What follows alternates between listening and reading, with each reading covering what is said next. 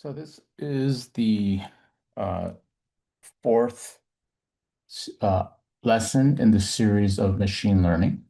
And what we're going to be focusing on today is more kind of concepts within machine learning and data science.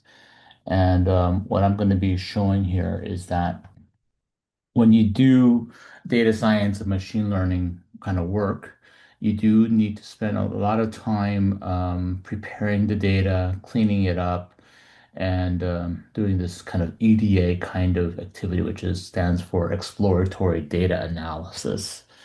And here's a data set where it's about crimes in the city of Berkeley, California. And I have links to that. And also I've included the data sets here in the sample tutorial. And as we look at the data, so this is kind of like just kind of exploring through the data and noticing how the data looks like.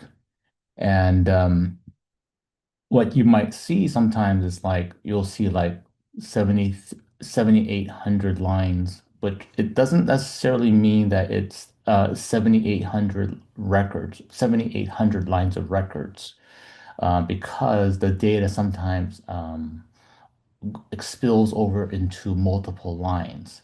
And so each line or each row in this record doesn't necessarily translate into one record. So you need to sometimes process each record across multiple lines.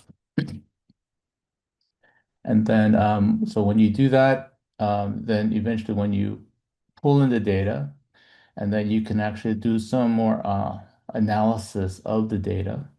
So for example, if you look at um, this one right here in the Berkeley PD, so forth, you'll see that here that it spans across multiple lines. So if you look, it's comma delimited, and then it goes all the way down to about here. Okay. Um, And then when you then go through this data set, you will see that you might need to do some cleanup of the data. And sometimes the data is not in the kind of format that you're expecting. So you might see dates in this format. And so you might need to then convert those formats into a consistent format that your code can process with.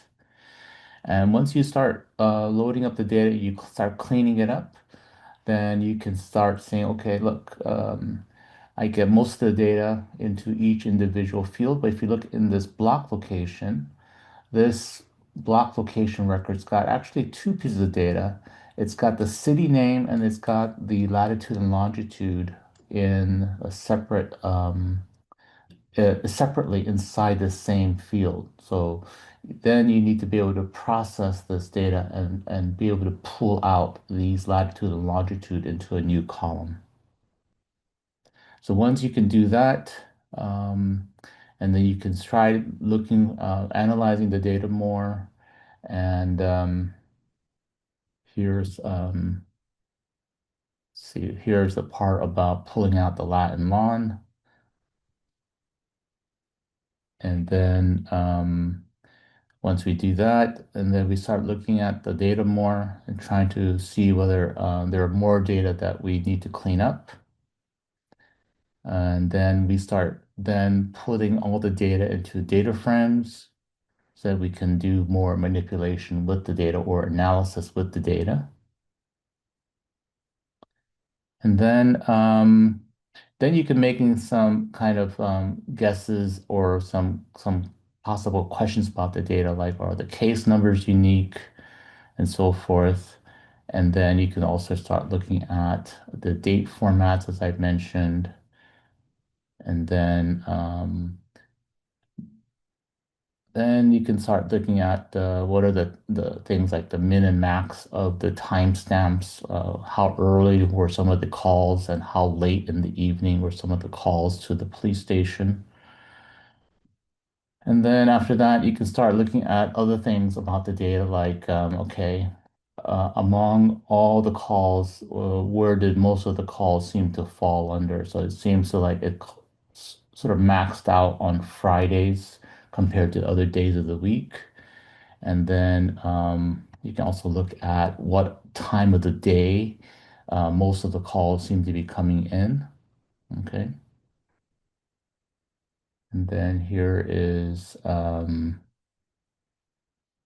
this is sort of like looking at all the records and seeing what time of the day most of the calls into the police call center that these calls are coming in. And then you can look at other things of the data, like what are most of how do they categorize all of these calls? As you can see under the first column that most of them are under theft or miscellaneous under 950. And then stolen vehicle, and burglary of automobiles, and so forth. And then we can do more analysis of the data. These are different kinds of graphical representation of the data to see um, uh, how much of the data actually seems to be around the middle point and of these different kinds of measurements here. And then the last one here is about the actual location of where all these calls are coming from. So you can actually use a geographical map or satellite map and then put all the plots of where all these calls are centering around. If you zoom in, and you can sort of see that most of them seem to be centered around downtown Berkeley here or around the Observation Hill Park. And go further down, and then you can sort of or group the data into various points of where most of the calls are centering around. So you can see that it's a large concentration right around this observatory hill. So this is the kind of analysis you need to do on your data so that you can do some data manipulation, cleanup, and so forth on the data before you can do a lot more analysis on the data and then eventually to build a linear regression model to eventually do more predictions. And so once can clean up all this data, then you can sort of build a linear regression model like we did in the previous lecture. And then you can possibly do predictions on maybe what day of the week most of the calls will come in so that the police force can maybe put more police force on the road on Fridays as opposed to other times of the day. And then it can also um, position the police officers more around this location than let's say out here in this location. So in order for having a very rapid response into an incident, they might put more officers around this area than way out here. Okay. So that's the kind of way that you can analyze the data and do some predictions. Other things is like when you look at the data, the raw data again, you can go back up here and look at the raw data of the calls.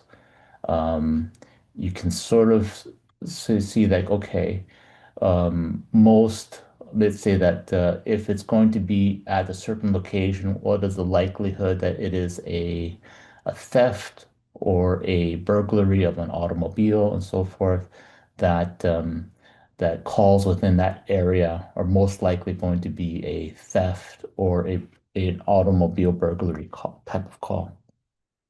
So I'm going to put all this on the Git repo. You should be able to get to this. And keep in mind that I use UV to set this all up.